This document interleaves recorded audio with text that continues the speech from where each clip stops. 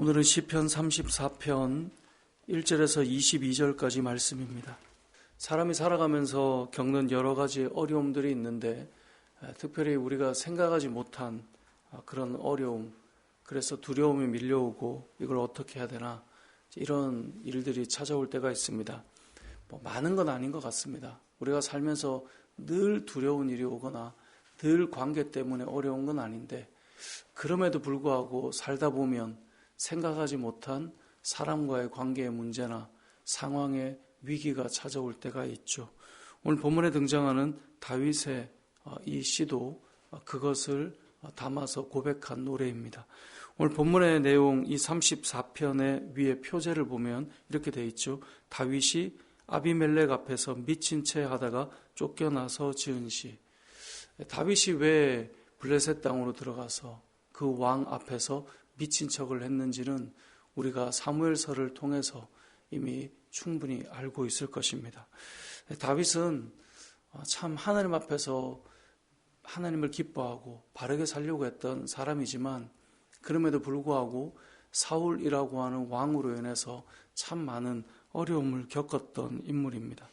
다윗은 골리앗 앞에서도 담대했던 사람이죠. 젊은 날 모두가 두려워할 때 그 골리앗 앞에 하나님의 이름으로 담대하게 나아가 싸웠던 사람인데도 이 사울로 인하여서 참 많이 어려웠어요. 골리앗처럼 대적이라면 싸워서 이기기라도 하면 되는데 사울은 싸울 수 있는 인물이 아니잖아요. 하나님께서 기름 부어서 세운 왕이라고 하는 그 마음, 그리고 이스라엘이라고 하는 한 민족이기 때문에 그가 칼을 들고 죽이거나 할 수 없다는 것을 그는 늘 생각했어요. 하지만 그것 때문에 그는 늘 마음의 고통과 어려움이 있었고 피해 다녀야 됐고 힘들어했단 말이죠.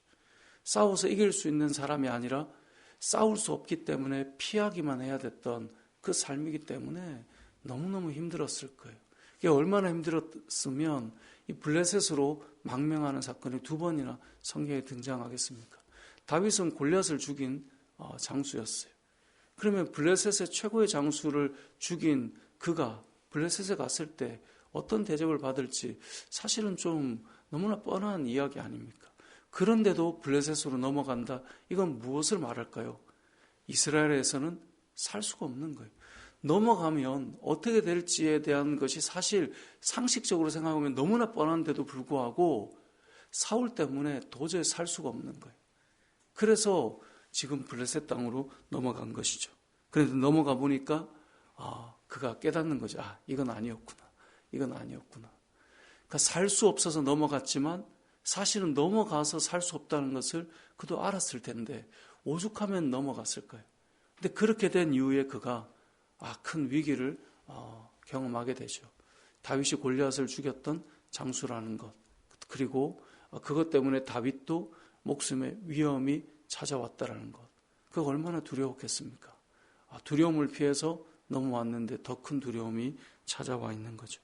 그래서 그 상황 속에 그는 미친 척을 하여서 그 자리를 피해서 살게 돼요. 그런데 오늘 본문은 그 상황 속에 다윗이 하나님 앞에 기도하고 있는 것이죠. 감사의 찬양을 올리고 있는 것입니다. 다윗의 마음은 큰 두려움이었을 것입니다. 오늘 본문 4절에 보니까 내가 여호와께 간구하매 내게 응답하시고 내 모든 두려움에서 나를 건지셨도다. 그러니까 그의 마음이 엄청난 두려움이었을 거예요. 들어갔는데 이거 큰일 났다. 죽게 생겼구나. 그런 두려움이 밀려왔겠죠. 그 두려움이 밀려올 때 다윗이 했던 것은 무엇입니까? 하나님 앞에 기도하는 것이었습니다. 여러분 6절을 보세요. 이 곤고한 자가 부르짖음에 여호와께서 들으시고 그의 모든 환난에서 구원하셨도다. 우리가 성경을 공부할 때 사무엘서를 공부할 때 다윗이 미친 척 했던 것은 과연 어떤 상황이고 어떤 마음이었을까? 그런 것들을 좀 나누었는데 오늘 본문을 보면 그는 기도했을 것이고 그가 그 가운데 하나님 주신 지혜로 모면했음을 알 수 있어요. 그래서 6절에 보니까 이 곤고한 자가 부르짖음에 여호와께서 들으시고 그의 모든 환난에서 구원하셨다. 그는 구원의 하나님을 경험하고 하나님 앞에 감사하며 찬양하고 있는 것, 이것이 오늘 본문이 우리에게 주는 말씀입니다. 우리가 이 땅을 살아가면서 이러한 하나님을 경험할 때 다윗처럼 이렇게 말하게 될 거예요. 8절을 보세요. 너희는 여호와의 선하심을 맛보아 알지어다. 그에게 피하는 자는 복이 있도다. 이 다윗의 이 표현은 참 주옥 같은 것 같아요.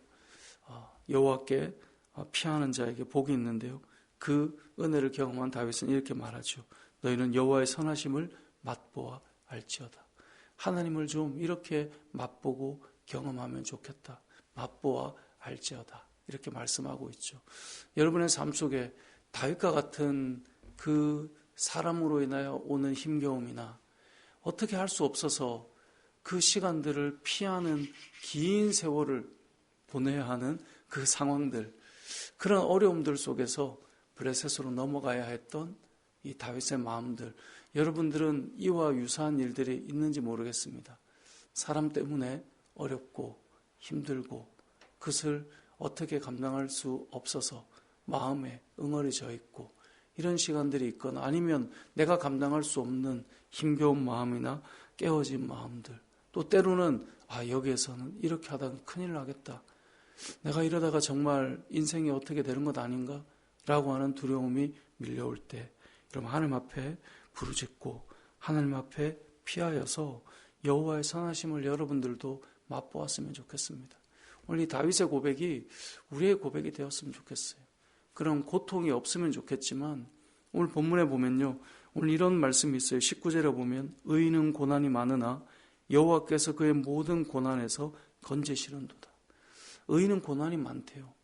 의인이 고난이 많은 이유는 뭘까요? 우리가 악인들과 같이 칼을 들고 대적하지 않기 때문에 우리에겐 고난이 많아요. 의인이 고난이 많은 이유는 세상과 다른 방식으로 살아야 되기 때문에 고난이 많아요. 우리도 한번 해보자라고 할 수 있겠지만 그렇지 않기 때문에 손해를 입고 피해를 보고 고난을 받는 거예요. 성경 공부할 때마다 그런 말씀들을 나눌 때가 있어요. 교회 다니는 사람들도 세상에서 보니까 다 자기 이익을 찾고 다 그래서 믿는 사람을 밖에서 잘 못 본다, 이런 이야기들을 종종 이렇게 나눌 때 하시는 분들이 계세요. 여러분 생각해 보십시오. 왜 그런 삶들을 살게 될까요? 의인으로 살면 고난이 많아서 그래요. 피해를 많이 보니까 그래요. 그래서 그런 말씀을 드렸었어요. 이번 주도 우리가 나눔 가운데 그런 말씀 드렸는데, 우리가 믿는 자들을 세상에서 찾는 일을 하지 말고 우리가 그런 사람이 되자. 근데 우리가 왜 그런 사람이 되기 어려울까요? 고난이 많아지기 때문에 그래요. 피해가 오기 때문에 그래요. 손해가 오기 때문에 그래요. 싸우지 않기 때문에 우습게 여겨지기 때문에 그래요. 그런데 분명한 건 오늘 본문에 나오는 것처럼 의인은 고난이 많으나 여호와께서 그의 모든 고난에서 건지신다는 거예요. 18절에 여호와는 마음이 상한 자를 가까이 하시고 중심으로 통회하는 자를 구원하신다는 거예요. 하나님께서 우리를 건지시고 구원하실 것이기 때문에 의인들은, 믿음의 사람들은, 성도들은 하나님께서 일하실 것을 기대하고 믿음으로 나아가는 것이죠. 저도 목사이기 때문에 또 교회라고 하는 이름이 있기 때문에 정말 더 조심하고 더 조심하는 부분들이 있어요. 조심한다는 것은 할 말을 조금 더 안 하는 것이죠. 또 뭔가를 요구할 만한 마땅한 일인데도 요구하지 않을 때가 있어요. 교회의 이름이니까, 교회니까, 목사니까, 성도니까. 세상이 볼 때는 아니 그렇게까지 해야 되느냐라는 말을 아마 여러분들도 그렇게 살아가실 거예요. 그런데 분명한 것은 이러한 삶 속에서도 우리의 피난처는 하나님이신 거예요. 그래서 그 하나님을 통하여 우리는 힘을 얻는 것이죠. 10절에 보면 이렇게 말씀해요. 젊은 사자도 궁핍하여 줄일 수 있지만 여호와를 찾는 자는 모든 좋은 곳에 부족함이 없으리로다. 여러분 이것을 잘 기억하셔야 돼요. 젊은 사자 힘있고 강하여서 배고플 때가 없을 것 같지만 젊은 사자도 줄일 때가 온다는 거예요. 그런데 여호와께 피하는 자는, 여호와를 찾는 자는 모든 좋은 것에 부족함이 없다라는 것. 여러분 우리가 믿음으로 살 때 오늘 이 말씀, 다윗이 지었던 이 고백, 그가 어려워서 미친 척해야 살 수 있었던 것, 그가 왜 거기까지 가야 됐을까요? 그의 인생에 10년여에 가까운 그 세월이, 10년여 가깝단 말이잖아요. 10년에 가까운 그 세월이 얼마나 힘들었을까요? 오죽하면 넘어갔을까요? 그 가운데 미친 척하고 다시 돌아올 때 그 마음은 어땠을까요? 하지만 그는 이렇게 고백하죠. 너희는 여호와의 선하심을 맛보아 알지어다. 그에게 피하는 자는 복이 있도다. 다른 곳이 피할 길이 있는 곳이 아니에요. 하나님이신 것이죠.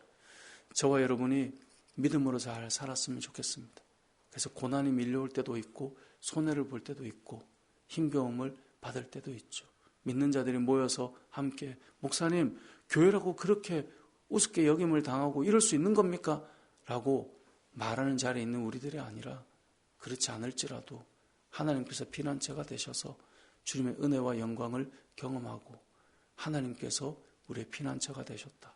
이러한 고백으로 믿음으로 살아가는 저와 여러분의 삶이 되시고 여러분들이 이러한 삶 속에서 다른 이들에게 여호와의 선하심을 맛보아 알지어다.